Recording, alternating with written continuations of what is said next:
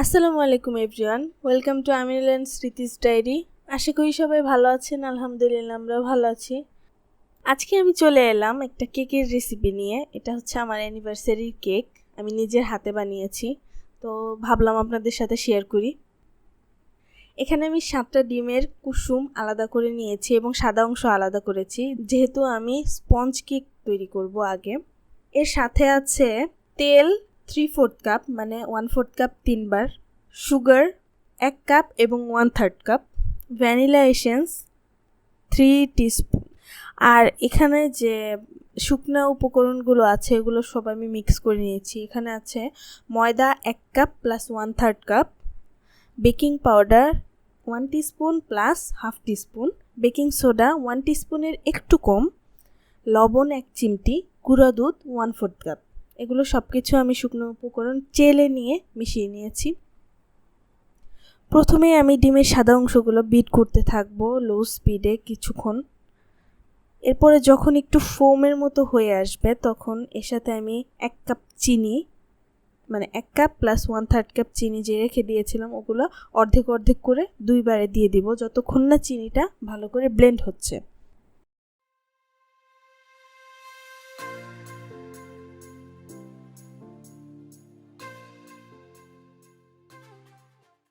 আপনারা দেখতেই পাচ্ছেন অলরেডি ডিমের ফোমটা হওয়া শুরু হয়ে গেছে।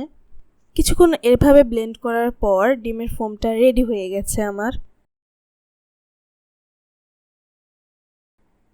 এবার আমি যে কুসুমগুলো ছিল ওগুলো দিয়ে দিব একবারে, দিয়ে কিছুক্ষণ বিট করে নেব। ভালোভাবে ব্লেন্ড করার পর এরপর দিয়ে দেব আমি 3 চা চামচ ভ্যানিলা এসেন্স। ফস্টার ক্লার্কসের ভ্যানিলা এসেন্স আমি ইউজ করি।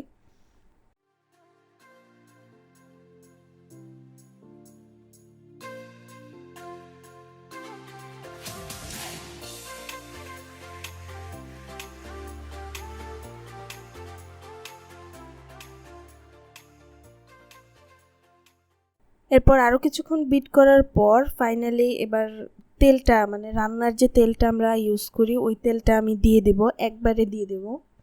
এবং তেল দিয়ে সর্বোচ্চ 10 সেকেন্ড আমি বিট করে নেব। এর বেশি বিট করা যাবে না, কারণ এর বেশি বিট করলে ডিমের ফোমটা চুপসে যাবে।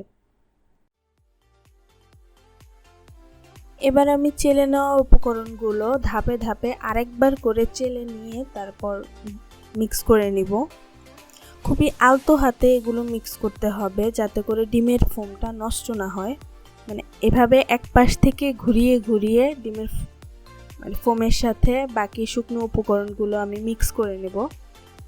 এভাবে আমি 3 ভাগে এই শুকনো উপকরণগুলোকে আস্তে আস্তে সময় নিয়ে মিক্স করে নিয়েছি। এবার আমি এখানে 2 টিস্পুন হোয়াইট ভিনেগার দিয়ে দেব। এতে করে কেকটা যতটুকু ফোলা থাকবে ততটুকুই থাকবে, পরবর্তীতে ঠান্ডা হওয়ার পর আর চুপসাবে না। এরপর আমি একটি 8 ইঞ্চি কেক মোল্ড রেডি করে নিয়েছি। এবার এটার মধ্যে কেকের যে ব্যাটারটা এটা আমি ঢেলে দেব এবং ঢালার পর কিছুক্ষণ ট্যাপ করে নেব যাতে ভিতরে কোনো লাম্পস না থাকে।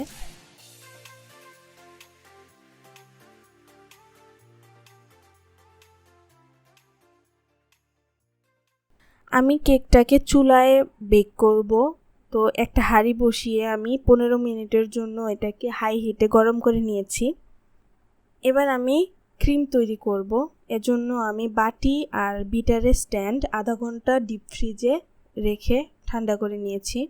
আর সাথে একটি বলে কিছুটা পানি বরফ করে নিয়েছি, এতে করে ক্রিমটা তাড়াতাড়ি স্টিফ হয়ে যাবে। আজকে আমি ভিভো হুইপড ক্রিম দিয়ে ক্রিমটা তৈরি করব।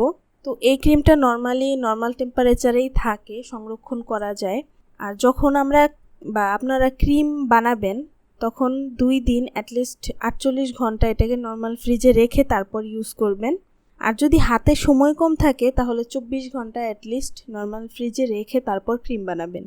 এই ক্রিমটা ভুলেও ডিপ ফ্রিজে রাখতে যাবেন না, কারণ এতে করে ক্রিমটা মানে ছানা ছানা হয়ে যায়, এরপরে আর ক্রিমটা স্টিফ হয় না, মানে ফুলে না। আমি নিজে এর ভুক্তভোগী। আমি যেহেতু আজকে 4.5 পাউন্ডের একটা কেক তৈরি করব, এজন্যে আমি 3 কাপ ভিভো হুইপড ক্রিম নিয়ে নিলাম। এবার এটাকে লো স্পিডে 3 মিনিট বিট করে নেব। এভাবে ঘুরিয়ে ঘুরিয়ে আস্তে আস্তে বিট করতে হবে চারপাশে, যাতে ক্রিমটা বিট হয়। তো লো স্পিডে 3 মিনিট বিট করার পর মিডিয়াম স্পিডে মানে বাকিটা ক্রিম আমি বিট করে নিব।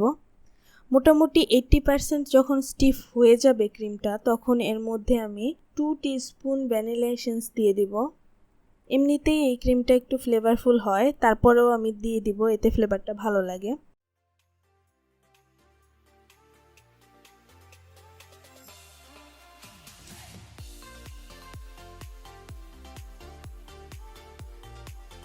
যেহেতু গরমের দিন ছিল, তাই ক্রিমটা যাতে গলে না যায় এই ভয়ে আমি কিছুটা জেলাটিন এর মধ্যে দিয়ে দিচ্ছি মিক্সচার। এরপর দিয়ে দিব আইসিং সুগার।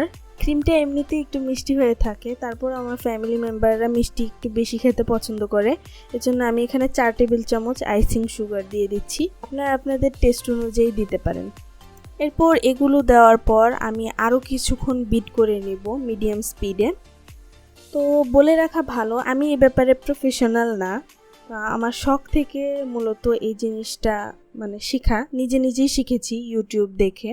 তো ভুল ত্রুটি অবশ্যই ক্ষমার দৃষ্টিতে দেখবেন। আমি যতটুকু পারি ততটুকু সহজভাবে আপনাদের বোঝানোর চেষ্টা করেছি। এরই মাঝে আমার ক্রিমটা অনেক সুন্দরভাবে স্টিফ হয়ে গেছে।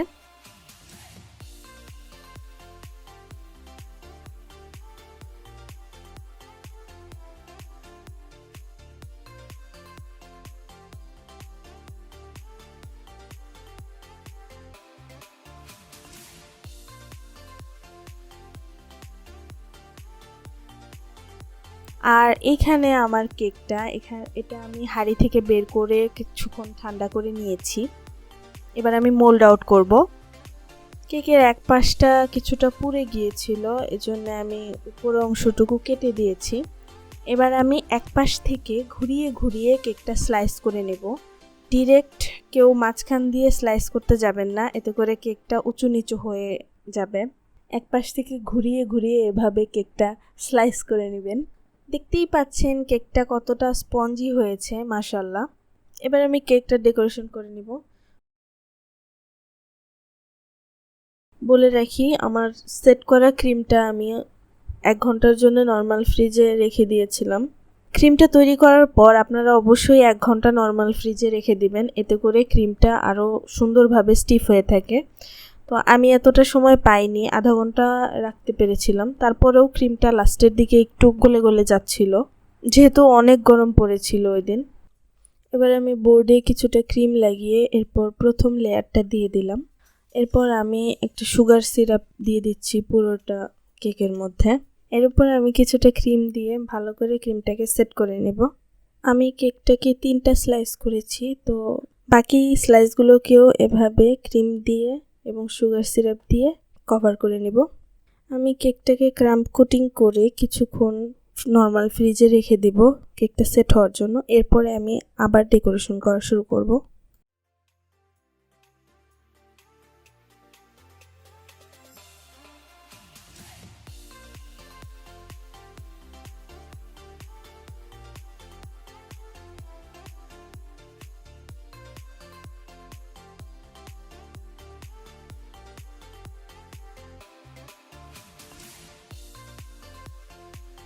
যে ক্রিমটা আমি তৈরি করে রেখেছিলাম, ওই ক্রিমটার মধ্যে আমি ফস্টার ক্লিয়ার্সের যে কিছুটা রেড কালার অ্যাড করে দিয়েছি।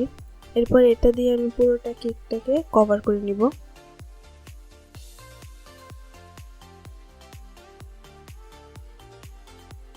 এরপর একটা প্যালেট নাইফ নিয়ে কেকটাকে এভাবে ঘুরিয়ে ঘুরিয়ে ফিনিশিং আনার চেষ্টা করব। এবার একটা স্ক্র্যাপার দিয়ে সুন্দর করে লাস্টে স্মুথ একটা ফিনিশিং আনার চেষ্টা করব। এখানে কেকটার উপরে আমি ব্রেড নাইফ দিয়ে ফিনিশিং আনি। অলওয়েজ ব্রেড নাইফ দিয়ে ফিনিশিং আনলে ফিনিশিংটা বেশি সুন্দর হয়। এরপর আমি হোয়াইট কালার কিছু ক্রিম একটা পাইপিং ব্যাগে রাইটিং নজেল দিয়ে একটু দাগ টেনে নিচ্ছি।